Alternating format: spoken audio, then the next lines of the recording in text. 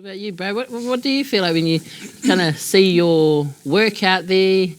So yeah, I think just I'm grateful like that my work's getting out there. But I think for me it was getting over my first kowai. Like it was a real relief getting my first kowai out the way, and because that sort of I wouldn't do anybody else until I did my mum, and so and I think my mum sort of felt the pressure because there was a few waiting in line for me to do their moko kowai as well. So once I did my mum, I sort of felt relieved. I went out on my own and just, oh yes. But at the time I was like, oh, who am I? Am I ready enough, or like, am I prepared? And who am I to do a moko kowai? And then I think when I had a kōrero with one of the tohunas, Moko, he said, just do it. Like, so nothing will happen, just do it. And so, and I took that whakaaro when I did my mum's kowai. And then, afterwards, I just felt relieved that I eventually did my first kowai. And, but seeing my my moko on TV as well, I think those guys were more for fashion, really. Fashion. Instead of, So, but I still got them to give me a kōrero. Like, in case I'll just, can't just put it on, anything on. You just got to have a kōrero to it as well.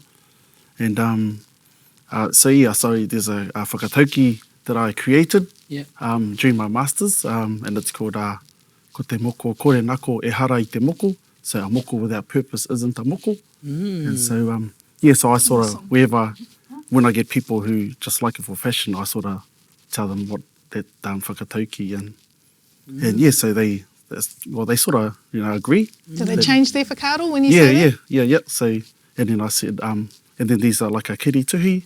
It's less meaningful. Can you explain what a kirituhi is? Oh yeah, so a kirituhi is probably more of a less meaningful Māori design. So it's just like doesn't really. Well, it does have a meaning, but not as much as a tāmoko does. Right. Where tāmoko is like more like the wairua side of the things as well. And then you've got your kirituhi, which is the like not so meaningful, mainly.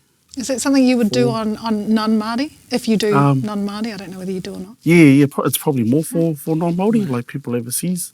Like, Like Robbie Williams? Yeah.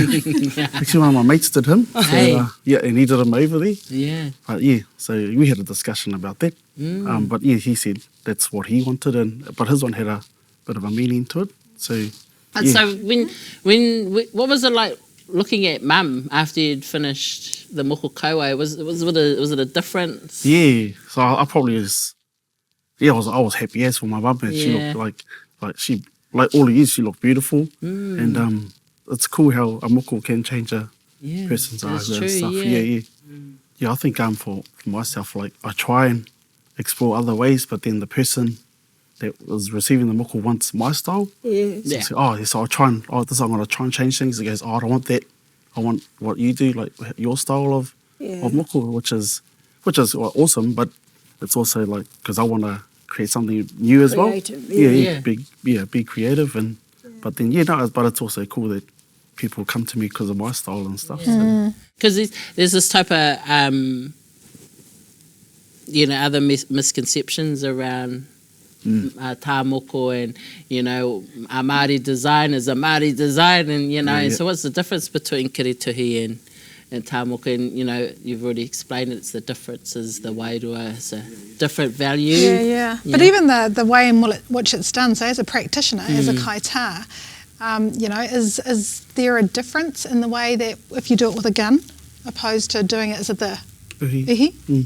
I think there's a big difference. Like when doing a uhi, you're tapping down and you got to pull it out, tap. So you're just tapping it across. Whereas a